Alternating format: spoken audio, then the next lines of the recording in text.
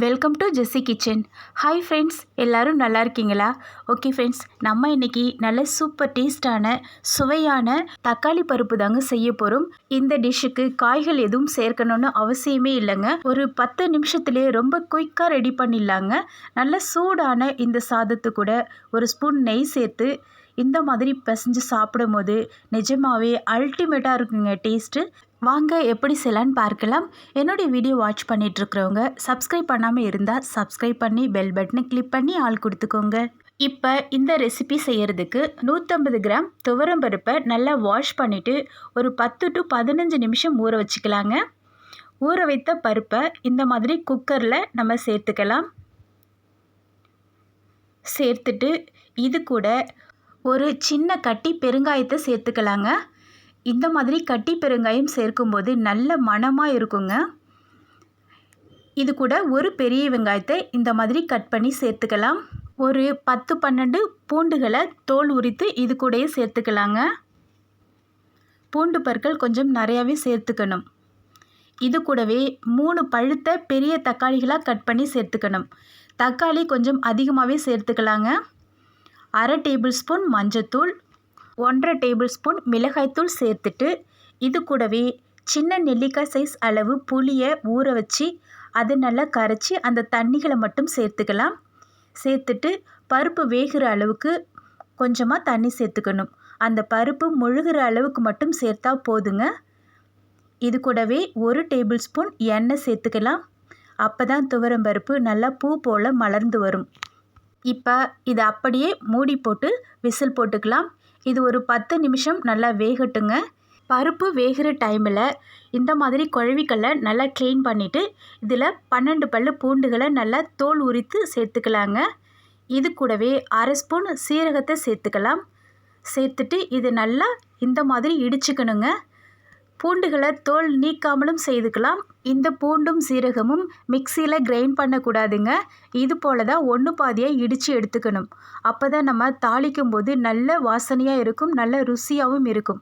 இப்போ இது அப்படியே இருக்கட்டும். இப்போ பருப்பை பார்க்கலாங்க. பாருங்கள், நமக்கு நல்லா பூ போல் சூப்பராக வெந்து வந்திருக்கு. இப்போ இதனுடைய தண்ணிகளை மட்டும் இந்த மாதிரி ஒரு பவுலில் வடிகட்டி வச்சுக்கலாம். பிறகு இந்த மாதிரி மத்தால் இந்த பருப்புகளை நல்லா மசிச்சு விட்டுக்கலாம். தண்ணிகள் இல்லாமல் நம்ம மசிக்கும் போது தான் ஈஸியாக வரும். பருப்புலேருந்து தண்ணி வடிகட்டி வச்சுருந்தோம் பார்த்தீங்களா, அந்த தண்ணிகளை இது கூட சேர்த்துக்கலாம். மற்ற ஒரு சிலுப்பை சிலுப்பிட்டு நம்ம மற்ற எட்டை எடுத்து வச்சுக்கலாங்க. பாருங்கள், இந்த பக்குவத்தில் தான் நமக்கு இருக்கணும். அங்கங்கே ஒன்று இருக்கணும், அவ்வளோதாங்க. ரொம்ப குழைவாகவும் இருக்கக்கூடாது, அதுக்குன்னு ரொம்ப வேகாமலும் இருக்கக்கூடாது. கரெக்டாக இந்த பக்குவத்தில் எடுத்து வச்சுக்கணும். தாளிக்கிறதுக்கு ஒரு பாத்திரத்தை அடுப்பில் வச்சுட்டு எண்ணெய் சேர்த்துக்கலாம். எண்ணெய் சூடான பிறகு கடுகு உளுத்தம்பருப்பு சேர்த்துட்டு அது பொரிஞ்ச பிறகு காய்ந்த மிளகாய் சேர்த்துக்கலாம். இது கூடவே ஒரு கொத்து கருவேப்பிலை இலைகள், 2 பச்சை மிளகாய் கீனி சேர்த்துக்கலாங்க. இடித்த பூண்டு சீரகத்தை இது கூட சேர்த்துக்கலாம். சேர்த்துட்டு இதை நல்லா இந்த மாதிரி வதக்கிக்கணும். பச்சை மிளகாய் உங்கள் காரத்துக்கு ஏற்ற மாதிரி சேர்த்துக்கோங்க. இப்போ இது நல்லா வதங்கின பிறகு நம்ம வேக வைத்து மசித்த பருப்புகளை இது கூட சேர்த்துக்கலாங்க. சேர்த்துட்டு இதுக்கு தேவையான அளவு கல்லுப்பு கொஞ்சம் சேர்த்துக்கலாம். சேர்த்து நல்லா மிக்ஸ் பண்ணி விட்டுக்கலாங்க. நம்ம பருப்பில் வேக வைத்தோம் பார்த்தீங்களா, அந்த தண்ணி நமக்கு கரெக்டான பக்குவமாக இருக்குது. சப்போஸ் உங்களுக்கு ரொம்ப கெட்டித்தன்மையாக இருந்துச்சுன்னா ஒரு 1/2 கிளாஸ் சேர்த்துக்கோங்க. ஒரு 5 நிமிஷம் கொதித்த பிறகு கொத்தமல்லி இலைகளை தூவி விட்டுக்கலாம். இந்த ரெசிபிக்கு முக்கியமாக ஃபைனலாக ஒரு 2-3 ஸ்பூன் நெய் சேர்த்துக்கோங்க. அந்த நெய் சேர்க்கும்போது தான் இந்த தக்காளி பருப்பு நல்ல சுவையாக மணமாக இருக்குங்க. அதை மிஸ் பண்ணிடாதீங்க. அவ்வளோதான் ஃப்ரெண்ட்ஸ், இந்த மாதிரி நல்லா மிக்ஸ் பண்ணி விட்டுக்கலாம். நமக்கு சூப்பர் டேஸ்டான தக்காளி பருப்பு ரெடி ஆயிடுச்சுங்க. இந்த தக்காளி பருப்பு சாதத்து கூட சாப்பிட்றதுக்கு ரொம்ப டேஸ்ட்டாக இருக்கும். அதே போல் இட்லி, தோசை, சப்பாத்தி எல்லாத்துக்குமே அட்டகாசமான டேஸ்ட்டில் இருக்குங்க.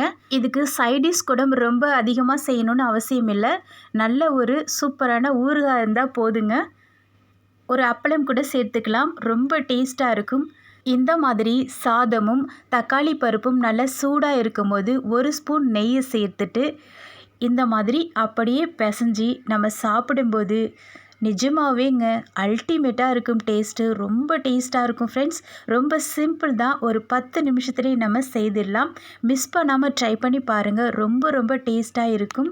நம்ம வீட்டில் ரெகுலராக யூஸ் பண்ணுற பாலில் இருந்து ஆடைகளை எடுத்து எப்படி நெய் எடுப்பதுன்னு ஆல்ரெடி வீடியோஸ் அப்லோட் பண்ணியிருக்கிறேன். இன்னும் நிறைய ஸ்வீட் ஸ்நாக்ஸ் வீடியோஸ், நிறைய குழம்பு வெரைட்டிஸ்லாம் அப்லோட் பண்ணியிருக்கேன். என்னுடைய லிங்க் ஓப்பன் பண்ணி உங்களுக்கு பிடித்த ரெசிபிஸ் வீடியோஸ் பார்த்து செய்து என்ஜாய் பண்ணுங்கள். ஓகே ஃப்ரெண்ட்ஸ், இதுவரை என்னுடைய வீடியோவை பொறுமையாக வாட்ச் பண்ணி சப்ஸ்கிரைப் பண்ணி லைக் அண்ட் கமெண்ட் பண்ணி சப்போர்ட் பண்ண எல்லாருக்கும் ரொம்ப ரொம்ப தேங்க்ஸுங்க. இப்போ வீடியோ பார்த்துட்ருக்குறவங்க சப்ஸ்கிரைப் பண்ணாமல் இருந்தால் சப்ஸ்கிரைப் பண்ணி பெல் பட்டனை கிளிக் பண்ணி ஆல் கொடுத்துக்கோங்க. அப்போ தான் என்னுடைய வீடியோக்கள் உங்களுக்கு நோட்டிஃபிகேஷனில் வரும். Okay friends, thank you. நெக்ஸ்ட் வீடியோவில் பார்க்கலாம். பாய்.